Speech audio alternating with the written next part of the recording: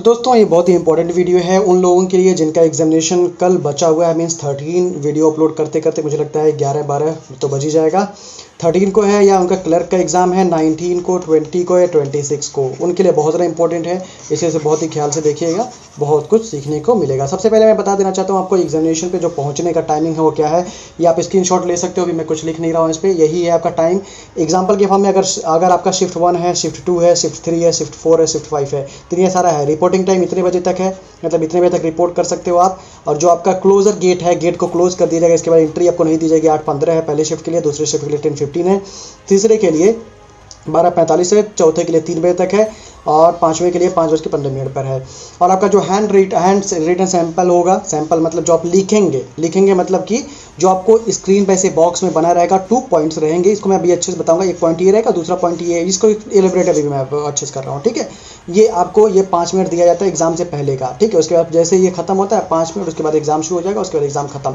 और जो PWD candidate हैं उनको खाली लास्ट शिफ्ट में रखा गया, इसी वजह से उनका 15 मिनट एक्स्ट्रा है यहाँ पर, ठीक है। ये सारा है, स्क्रीनशॉट आप ले सकते हो। सारा कमेंसमेंट जो भी चीज़ें जैसी होंगी ये पूरा एग्जाम का इस तरह से दिया गया है, ठीक है। अब मैं आपको थोड़ा सा कुछ इंपॉर्टेंट बता रहा हूँ। ये थोड़ा सा बताना ज़रूरी था ताकि आप लोगों को कोई डाउट ना रहे। अगला जो आपका है ये वाले के लिए बहुत सारे लोग कंफ्यूज हो। उसके बाद मैं पूरा प्रोसीजर बता रहा हूँ, एग्जाम किस तरह से हो रहा है, क्या नहीं हो रहा है, क्या चीज़ें दिक्कत हो रही है, क्या फेस करना पड़ेगा आपको और क्या चीज़ें ज़रूरी हैं। मास्क कौन सा ज़रूरी है, बॉटल ज़रूरी है, सैनिटाइजर क्या है क्या नहीं है, सारा मैं आपको बता दे रहा हूँ कन्फर्म करके। क्योंकि बहुत सारे लोग क्वेश्चन पूछ रहे थे तो मुझे लगा एक वीडियो ही कर देना चाहिए, बहुत सारे लोगों के प्रॉब्लम रिजॉल्व हो जाएंगे। तो यहाँ पर ये चीज़ जो आपके एडमिट कार्ड में ये लाइन लिखी हुई है ना, ये चीज़ दिख रहा है, इसमें क्या लिखना है। जैसे देखो, पहला चीज़ क्या होगा, आपका एग्ज़ाम शुरू होगा कैसे, आप एंट्री करेंगे।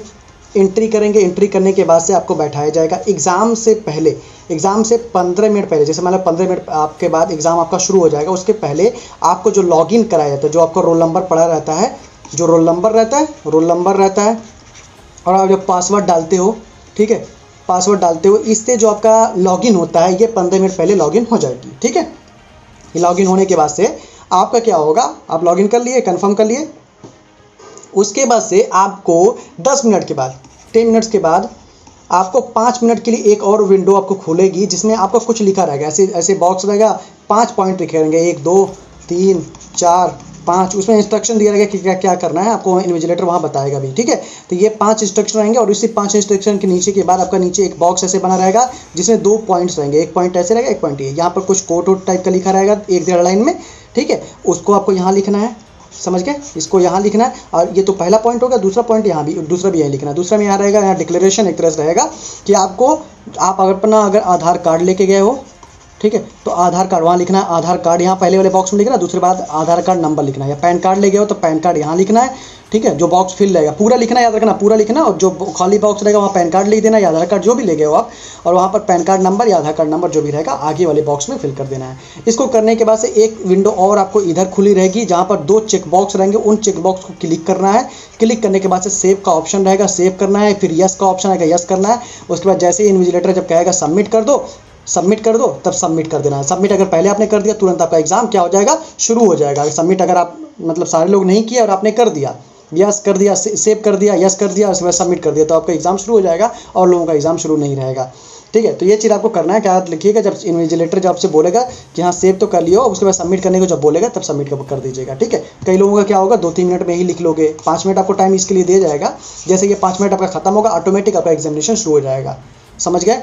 एग्जाम शुरू होगा, 45 मिनट का टाइम चलेगा आपका। उसके बाद से जितना भी जो भी चीज़ें आप कर पाएँ, ठीक है। और कुछ चीज़ें और थी, जैसे मास्क है क्या नहीं है, अभी क्लियर हो गया ना। अब मास्क वाला बता दे रहा हूँ। मास्क बहुत सारे लोग फालतू में कंफ्यूज हो, ठीक है। इसको मैं दूसरा भी पेन ले रहा हूँ भाई, ठीक है। मास्क फालतू में कंफ्यूज हो कि मास्क कौन सा लें, कोई भी N95। बहुत सारे लोग परेशान हो कि ये ज़रूरी है कि नहीं, कोई भी मास्क, कोई भी आपके पास मास्क हो आप लेके जा सकते हैं, कोई भी जिसमें आप कंफर्टेबल रहते हो।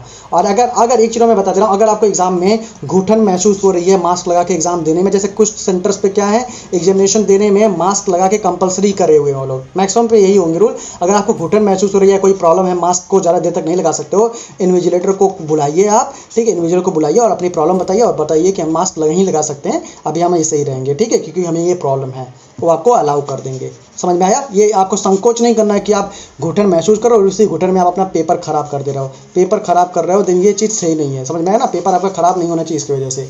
मास्क कोई भी लगाना है, बस कंपलसरी याद रखना मास्क के बिना आपको एंट्री नहीं मिलेगी, इसे मास्क आपको लेके जाना है, कोई भी मास्क रहना चाहिए, N95 कंपलसरी नहीं है। दूसरा सैनिटाइज़र आपको ले जाना है कि नहीं ले जाना है, नहीं कोई कंपलसरी नहीं, सैनिटाइजर 50 ml का ले जाना है या नहीं ले जाना है, ये कोई कंपलसरी वगैरह नहीं है। वाटर बॉटल लेके जाना है कि नहीं, अगर आपको बहुत ज़्यादा प्यास लगती है भाई लेके जाओ, नहीं तो कोई कंपलसरी नहीं कि अपनी बॉटल लेके जाना है, वहाँ आपको पानी वानी पीने को नहीं मिला जाएगा। वॉशरूम यूज़ करने के लिए बिल्कुल यूज़ कर सकते हो, उसके लिए कोई पाबंदी नहीं है, ठीक है। और कोई पॉइंट थे आपके पास, पेन ज़रूरी नहीं कि आप एक ही लेके जाओ, 3 लेके जा सकते हो, 4 लेके जा सकते हो, आपके ऊपर है, क्योंकि मान लो एक पेन खराब हो गई तो क्या करोगे आप, ठीक है। ग्लव्स से रिलेटेड जो था आपका, ग्लव्स कंपलसरी नहीं है, आप ले भी जा सकते हो, आपके ऊपर है भाई, अगर आप ग्लव्स पहन के लिख सकते हो गुड, नहीं ले जाना है कोई दिक्कत नहीं, कोई कंपलसरी नहीं है, कोई ज़रूरी नहीं है। बस अगर कंपलसरी क्या है, मास्क, कोई भी मास्क होना चाहिए, लेके जाना है, और कुछ भी कंपलसरी नहीं है, कुछ भी इसके अलावा जो भी है कंपलसरी नहीं है। फॉर्म वाला बता दे रहा हूँ, फॉर्म का जो आप लोग बोल रहे हो, फॉर्म और मोबाइल वाला जो आपका आरोग्य सेतु वाला है, कोई चेकअप नहीं हो रहा है आरोग्य सेतु का, बता दे रहा हूँ पहली चीज़, आरोग्य सेतु ऐप नहीं, पहले से मोबाइल सबमिट करने का वो ऑप्शन दे रहे हैं आपको। उसके बाद से आपका जो हीट चेक करते हैं, टेम्परेचर आपका चेक करते हैं, उसे टेम्परेचर चेक कर रहे हैं, अगर 99 प्लस है, धूप की वजह से किसी भी वजह से, फिर आपको साइड में वो ठंडा होने के लिए देंगे, उसके बाद कुछ देर बाद आपको चेक करेंगे, जैसे नॉर्मल होंगे आपको एंट्री दे देंगे। आरोग्य सेतु ऐप का कोई यूज़ नहीं है। फॉर्म जो आपके एडमिट कार्ड के नीचे जो दिया हुआ है 3rd पेज पर, क्या वो भर के लेके जाना है, बिल्कुल ज़रूरी नहीं है। अगर आप ले गए हो तो भर लो, नहीं ले गए हो कोई कंपलसरी नहीं है, वहाँ नहीं आपसे डिक्लेरेशन फॉर्म भराया जा रहा है, ना कुछ भराया जा रहा है, बस आपका टेम्परेचर अंडर 99 होना चाहिए, इससे ज़्यादा है देन आपको छाँव में मतलब आपको खड़े होने के लिए या बैठ जाने के लिए बोल रहे हैं। बैठने के बाद से क्या करना है, आपको रिलैक्स रहना है, रिलैक्स होने के बाद 2-3 मिनट बाद 4 मिनट बाद, जैसे टेम्परेचर आपका धूप की वजह से किसी और वजह से आपका ज़्यादा रहता है, दिनों कम होता है, दिनों अगर 99 से कम होता है, बिलो होता है, दिन आपको एंट्री अंदर दे देते हैं। समझ में आ गया? कोई आरोग्य सेतु ऐप का कोई भी यूज़ नहीं है, फालतू में लिखा हुआ है नोटिफिकेशन में, मुझे समझ में नहीं आया क्यों लिखा गया था। समझ में आ गया? और भी कोई डाउट मुझे नहीं लगता है होगा, ये इतने ही डाउट थे जिन लोगों के। और एक और है जो इंटरफेस का है, ठीक है, इंटरफेस का आप लोगों को याद होना चाहिए। जो आपका आरआरबी हुआ था, आरआरबी 2019 में जो हुआ था, उसमें आपके क्या थे, आरआरबी मेंस जो था आपका डिले हुआ था, जो मेंस एग्जामिनेशन थी वो डिले हुआ था। क्यों हुआ था? क्योंकि जो लैंग्वेज है, जो रीजनल लैंग्वेजेस हैं हर स्टेट की, उसके लिए डिमांड चली थी कि हर स्टेट की रीजनल लैंग्वेज में क्वेश्चन होने चाहिए, ठीक है। उसी की वजह से आरआरबी 19 का जो मेंस कराया गया था, उसमें इंग्लिश को बाय डिफ़ॉल्ट रखा गया था, ठीक है, इंग्लिश को बाय डिफ़ॉल्ट रखा गया था, प्लस वहाँ की जो भी लोकल लैंग्वेज रीजनल लैंग्वेज है उसको रखा गया था। जैसे यूपी का एग्जांपल, यूपी में एक आपको मिलेगी उर्दू, ठीक है, दूसरी मिलेगी हिंदी। तो इसे कंफ्यूज मत होना भाई इंग्लिश कहाँ है, इंग्लिश आपका बाय डिफ़ॉल्ट रहेगा, प्लस हिंदी ऑप्ट करते हो तो हिंदी में भी क्वेश्चन रहेंगे, उर्दू ऑप्ट कर लिया तो उर्दू और इंग्लिश में आपको क्वेश्चन मिलेंगे। समझ में? अब जहाँ की, जैसे मान लो गुजरात में क्या है, गुजराती एक होगी, एक गुजराती होगी, दूसरा क्या होगा, हिंदी होगा, और बाय डिफ़ॉल्ट इंग्लिश आएगा। अब इसको थोड़ा समझा देता हूँ, बाय डिफ़ॉल्ट वाला क्या है भाई ना, बाय डिफ़ॉल्ट वाला देखो, मान लो कोई क्वेश्चन है, इसको इरेज करने से पहले इंटरफेस अभी थोड़ा और समझा रहा हूँ मैं आपको, ताकि कंफ्यूजन ना हो फालतू का, ठीक है, क्योंकि आप लोग छोटे छोटे पॉइंट्स को लेकर बहुत ज़्यादा कंफ्यूज हो, जितने लोग ये वीडियो देख लोगे शायद सारी कंफ्यूजन खत्म हो जाएंगे। मान लो आपका कोई क्वेश्चन है, जैसे यहाँ कोई क्वेश्चन लिखा हुआ है, राम ना, एग्जाम्पल के फॉर्म में राम एक लड़का है, ठीक है, एग्जाम्पल भाई, राम के पीछे मतलब लड़का है, ठीक है, ये क्वेश्चन है। तो यहाँ पर क्या इंग्लिश में भी वही चीज़ लिखा हुआ है, ठीक है, राम इज़ अ बॉय, ठीक है, ये समझ लो ये क्वेश्चन है, तो इंग्लिश में भी क्वेश्चन लिखा है, इंग्लिश बाय डिफ़ॉल्ट रहेगी, आप याद रखना, इंग्लिश बाय डिफ़ॉल्ट रहेगी। उसके बाद ऑप्शंस क्या दे देंगे, 5 ऑप्शन, 1 ऑप्शन, 2, 3, 4, 5। अब इसमें क्या रहेगा, मान लो ऑप्शन है 2, 5, ठीक है, सॉरी 2, फिर यहाँ 2 बार लिखा रहेगा, 5 मान लो ये है, 5 2 बार है, 6 है, 6 2 बार, 7 है, 7 2 बार, 9 है, 9 2 बार। तो इससे बहुत कन्फ्यूजन हो रहा है, तो इसी वजह से लोगों को टेंशन है, लेकिन क्वेश्चन का इंटरफेस लगभग सेम है, क्वेश्चन में कोई दिक्कत नहीं है, क्वेश्चन जैसे आपका है आपको पूरा अच्छे से कायदे से दिख रहा है, कुछ भी क्वेश्चन है आपको प्रॉब्लम होगी। लेकिन ये ऑप्शन वाला है, इसमें दिक्कत हो रहा है कि इसमें एक चीज़ आप लोगों को मैंने बार बार बताया, जब भी आपको मॉक टेस्ट देना है, जो ये होता नहीं है आपको, जो ये कर्सर का यूज़ करना, कर्सर को यूज़ नहीं करना है, जो स्क्रॉल करने के लिए आप यूज़ करते हो ना, स्क्रॉल कर लिया हो ये हो गया। एग्जाम में ये चीज़ बंद रहती है, बाय डिफ़ॉल्ट ऑफ रहती है, आपको क्या करना रहता है, ड्रैग करना रहता है। जैसे मान लो यहाँ पर कोई बना हुआ है, तो यहाँ पर जाके ऐसे बना हुआ है ना, ऐसे छोटा सा बना रहता है, जिसको नीचे लेके आना रहता है, तो कर्सर को लेके जाओगे, उस पर प्रेस करोगे, राइट क्लिक प्रेस किया, फिर इसको घसीटते लेके आओ, ऐसे करके इधर ले जाना है, तो इधर से इधर घसीटो।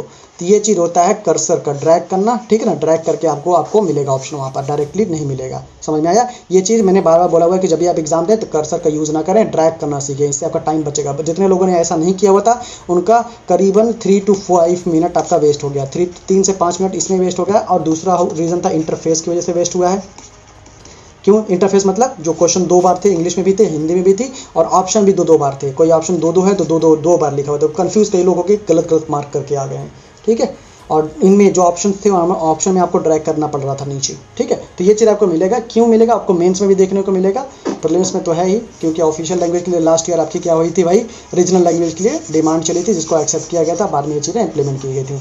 और तो मुझे नहीं लगता कि कोई और डाउट बच रहा है आप लोगों का, सारा लगभग मैंने बता दिया आप लोगों को। और इसके बाद भी अगर कुछ है देन कमेंट कर लीजिए, ज़रूर कोशिश करेंगे रिप्लाई करने के लिए, और बेस्ट देना है, सोच के मत जाओ। पेपर क्वेश्चन टफ आ रहा है, स्किप करने की हैबिट बनाओ। अगर क्वेश्चन टफ है स्किप करो, बहुत ज़्यादा टफ है स्किप करो, और आगे क्वेश्चन ढूंढो। 80 में से कुछ नहीं तो 50 तो करोगे ना, अच्छा फिर उसका फिर जो टाइम बचा है जो नहीं बने उनमें से ढूंढो कौन से बन सकते हैं, ये करोगे जल्दी जल्दी हो जाएगा। थोड़ा सा स्लो चलता है वहाँ का सर्वर, तो वहाँ पर इतना गुस्सा नहीं आना चाहिए, कुछ स्लो क्यों चल रहा है। एग्जाम घर पे मॉक टेस्ट देते हो, यहाँ पर बहुत अच्छे से सर्वर चलता है, लेकिन एग्जाम में थोड़ा स्लो चलता है। जैसे आपने मान लो यहाँ पर है नेक्स्ट का ऑप्शन है, नेक्स्ट एंड सेव का, तो इस पर क्लिक किया आपने, क्लिक करने के बाद एक आध सेकंड कभी कभी लग जाता है, कभी आधे सेकंड लग जाता है, तो गुस्सा लगता है कि क्यों अगला क्वेश्चन नहीं आ रहा है जल्दी से ना। तो ये जल्दी से नहीं आता, उतना थोड़ा स्लो रहता है। एग्जाम का सर्वर जो रहता है स्लो रहता है, ये मुझे नहीं पता कि क्या कौन सा उनका सेटिंग रहता है, क्या रहता है। तो समझ में आ गया, सारा डाउट लगभग मैंने बता दिया। इसके बाद भी कुछ डाउट हो देन कमेंट कर लीजिए भाई, मैं ज़रूर, मुझे लगा कि एक वीडियो कर देना चाहिए और उससे आप लोगों को फ़ायदा होगा। अगर आप लोगों को चाहिए कि अपना ओपिनियन बताना कि एक्सपेक्टेड कट ऑफ क्या हो सकती है, देन मैं सारा देखो, ये 5 शिफ्ट मैंने एनालिसिस किया हुआ है, इसे मैंने कोई वीडियो दिया नहीं इस पर, क्योंकि 5 शिफ्ट के बेसिस पे मैं कट ऑफ प्रेडिक्ट नहीं कर सकता। अपना ओपिनियन कट ऑफ पे प्रेडिक्ट, जिसे प्रेडिक्शन कहते हैं ना, ओपिनियन रखना, ये मैं नहीं रख सकता। अभी 5 शिफ्ट बची हुई हैं RRBPO की, उनको देखने के बाद से ही मैं कुछ अपना ओपिनियन रख पाऊंगा, अभी इससे पहले नहीं, ठीक है। इससे पहले मैं कुछ नहीं बोलूँगा, इसी वजह से हंसते रहो, मुस्कुराते रहो, मेहनत से पढ़ते रहो, मैं ज़रूर इस पर वीडियो दूंगा, ठीक है। हाँ चलिए, थैंक यू वेरी मच इस वीडियो को देखने के लिए। बस फोकस करना, बेस्ट देने पे फोकस करना, ठीक है।